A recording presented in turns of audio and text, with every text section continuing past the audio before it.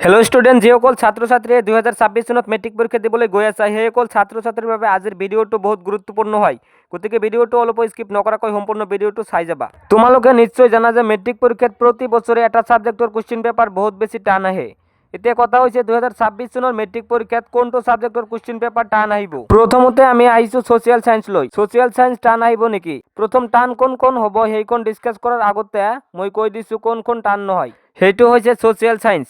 2026 চনত social science এই কারণে টান নহয় কারণ 2025 চনৰ মেট্ৰিক পৰীক্ষাত সোশ্যাল সায়েন্সৰ পেপাৰখন টান আহিলে আৰু সেবাৰ এটা নিয়ম আছে যে কোনোবা বছৰ যদি ধৰা ইংলিশ বা ম্যাথছ কোশ্চিন পেপাৰখন টান আহে তাৰ পিছৰ বছৰ সেই পেপাৰখন ইজি আহে। যেহেতু এইবাৰ সোশ্যাল সায়েন্সৰ কোশ্চিন পেপাৰখন টান আহিলে গতিকে 2026 চনত সোশ্যাল সায়েন্স পেপাৰখন টান নাহে। যদি একেবাৰে ইজিও নিদিয়ে তথাপি ইমান টান নাহে, নৰ্মেল দিব। কাৰণ 2024 বৰ্ষত ম্যাথছৰ কোশ্চিন পেপাৰখন বহুত বেছি টান আহিছিল আৰু 2025 বৰ্ষত ম্যাথছৰ পেপাৰখন ইজি আহিলে। কিন্তু সোশ্যাল সায়েন্স সাবজেক্টখন অলপ তোমালোকৰ ভালকৈ পঢ়িব লাগিব কাৰণ 2025 চনৰ পৰা কোশ্চিন প্যাটাৰ্নটো অলপ চেঞ্জ হৈছে। বেছিভাগ কোশ্চিন কনসেপ্ট বেস টাইপৰ দিয়ে, এক্সাৰসাইজৰ পৰা ইমান নিদিয়ে।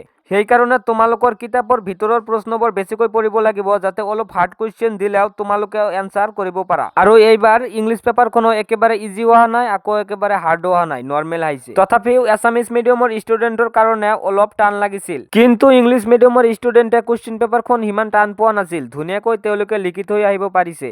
গতিকে 2026 চনত ইংলিশ পেপাৰখন ইজি হোৱাৰ চান্স আছে, ইমান টান নিদিয়ে। তোমালোকে এটা বস্তু চোৱা 2023 চনৰ মেট্ৰিক পৰীক্ষাত টান আহিছিল এছামিজ, 2024 বৰ্ষৰ মেট্ৰিক পৰীক্ষাত টান আহিছিল ম্যাথছ, 2025 বৰ্ষৰ মেট্ৰিক পৰীক্ষাত টান আহিলে সোশ্যাল সায়েন্স। তেনেহলে 2026 বৰ্ষৰ মেট্ৰিক পৰীক্ষাত কোন কোশ্চিন পেপাৰ টান আহিব পাৰে? আগৰ পৰাই ইলেক্টিভ সাবজেক্টৰ কোশ্চিন পেপাৰখন ইমান টান নিদিয়ে। এতিয়া বাকি থাকিল ইংলিশ আৰু সায়েন্স। 2026 চনৰ মেট্ৰিক পৰীক্ষাত এই দুটা সাবজেক্টৰ ভিতৰত এটা টান আহিব পাৰে। কিন্তু ইংলিশ সাবজেক্টৰ কোশ্চিন পেপাৰখন ইমান টান হোৱাৰ চান্স নাই, বেছিকৈ টান হোৱাৰ চান্স আছে সায়েন্স। কাৰণ সায়েন্সৰ কোশ্চিন পেপাৰখন এতিয়ালৈকে ইমান টান দিয়া নাই।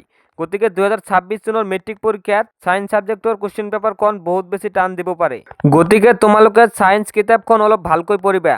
বেছিকৈ তোমালোকে কিতাপৰ ভিতৰৰ কনসেপ্ট বেস টাইপৰ কোশ্চিন বিলাক বেছিকৈ পঢ়িবা। এনেকুৱা নহয় যে তোমালোকে অকল কিতাপৰ ভিতৰৰ কোশ্চিন পঢ়িবা, তোমালোকৰ এক্সাৰসাইজৰ কোশ্চিনো পঢ়িব লাগিব। তেনেহলেহে তোমালোকে পৰীক্ষাত ভালকৈ লিখি থৈ আহিব পাৰিবা। এইখিনি আছিল আজিৰ ভিডিঅ'। যদি ভিডিঅ'টো ভাল লাগে তেনেহলে চেনেলটো সাবস্ক্ৰাইব কৰি ভিডিঅ'টোত এটা লাইক কৰি দিবা। আৰু তোমালোকে কমেন্ট কৰি জনোৱা যে 2026 চনৰ মেট্ৰিক পৰীক্ষাত কোন কোশ্চিন পেপাৰ টান আহিব পাৰে।